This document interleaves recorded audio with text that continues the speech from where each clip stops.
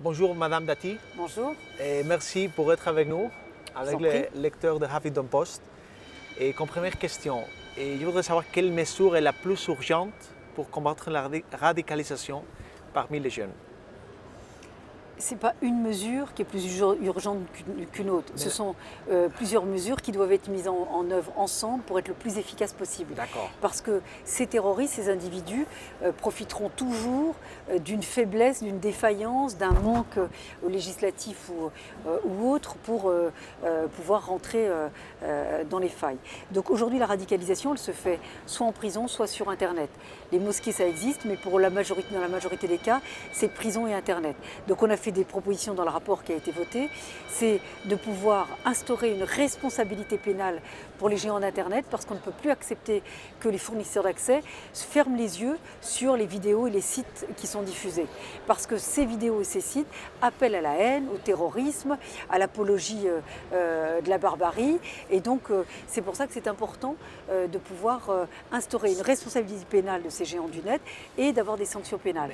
Et en prison, de mettre des mesures pour lutter contre la radicalisation des détenus qui sont souvent incarcérés pour des délits mineurs. Vous avez parlé de la nécessité d'obliger les grandes entreprises de l'Internet pour coopérer, et des entreprises comme Google.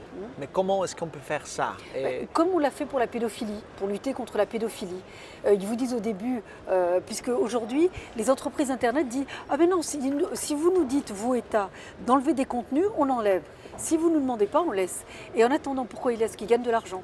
Parce que quand vous tapez comme ça des mots-clés, vous avez des référencements qui sont très élevés. Donc le fait d'avoir des sites qui sont très consultés, très vus et des vidéos, ça rapporte de l'argent. Donc aujourd'hui, on ne peut plus accepter cette complicité-là de la part des géants Et d'Internet. vous avez parlé avec eux, avec des compagnies, et qu'est-ce qu'ils Oui, pensent? mais eux, ils disent non, mais ne nous mettez pas de responsabilité pénale, on va faire un travail de sensibilisation et de coopération. Non, parce qu'aujourd'hui, ça va beaucoup trop loin quand on voit effectivement le résultat de leur radicalisation, cette radicalisation qui mène au terrorisme. D'accord. Vous avez parlé aussi de l'éducation, c'est très important pour éviter la radicalisation. Et nous sommes dans un contexte de l'austérité en Europe. C'est un peu difficile parce qu'il y a des restrictions présupuestaires. Comment... Non, mais l'austérité, ça veut tout dire et rien dire. Ensuite, c'est la volonté politique. Quelles sont nos priorités? Est-ce que la priorité, c'est de mettre de l'argent dans des choses qui sont plus subsidiaires? Aujourd'hui, c'est notre sécurité. Et si on veut préserver notre liberté de circulation, il faudra mettre des mesures pour préserver cette liberté de circulation en mettant des mesures de sécurité. Le PNR européen, d'avoir un moyen de pouvoir suivre ces individus dangereux, où ils vont, où ils sont. Avec qui sont-ils en contact? Il faut rétablir les contrôles aux frontières de l'Union européenne. Il faut que nous ayons un contrôle systématique aux frontières extérieures de l'Union européenne. Une question sur les écoles. Et comment est-ce qu'on peut intégrer les minorités? Parce qu'il arrive souvent que les minorités se concentrent dans les banlieues. Oui, mais le sujet, c'est pas de comment on intègre les minorités, c'est d'avoir une école qui soit la même pour tout le monde. Et c'est vrai que pendant très longtemps, on a ghettoisé, on a fait des écoles ghetto. Et on a fait des écoles ghetto et on a fermé les yeux. Et ensuite, il ne faut pas s'étonner que nous ayons des monstres dans certains endroits. Donc aujourd'hui, il faut lutter contre les inégalités à l'école et dès tout petit, école maternelle, école primaire. Il faut effectivement favoriser une mixité sociale, donner les chances, le maximum de chances à tous ces enfants, qu'elles soient la même, que vos parents soient privilégiés ou pas. Donc il y a des mesures dans le rapport pour prévenir ces phénomènes de radicalisation, y compris à l'école. Il faut mélanger tout avec la société parce que... Oui, mais quand on est citoyen, il faut qu'il y ait la société doit être la même pour tout le monde. Pas avec des privilèges pour certains et puis la discrimination pour d'autres.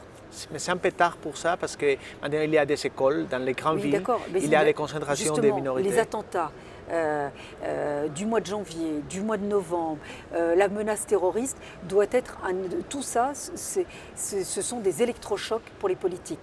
Alors maintenant, on doit prendre nos responsabilités. Il faut arrêter de fermer les yeux. Voilà. Donc non, il n'est pas trop tard. On a des mesures à mettre en œuvre, il faut qu'on les prenne rapidement parce que les citoyens attendent beaucoup de nous, on aura des comptes à leur rendre. Une dernière question, Madame Dati, parce que vous avez critiqué la politique des portes ouvertes d'Angela Merkel, parce que vous avez dit que c'est une erreur de calcul. Une erreur d'appréciation. D'appréciation, c'est ça. Parce que ça a aggravé la sécurité en Europe. Écoutez, dans les attentats du 13 novembre dernier, Oui. il y avait des terroristes qui sont rentrés sous le statut de migrants. Donc ça démontre bien que les terroristes profitent de cette filière pour venir commettre des attentats C'est une question barbares. de contrôler mieux ou de fermer la porte. Si on veut préserver l'asile et donner un statut de réfugié, et si on veut continuer à être généreux, il faudra avoir des contrôles plus stricts. Si on n'y arrive pas, moi je souhaite qu'on n'accueille plus du tout. Le temps, effectivement, que nous puissions rétablir notre sécurité et être sûrs de nos frontières. D'accord. Merci beaucoup. Merci.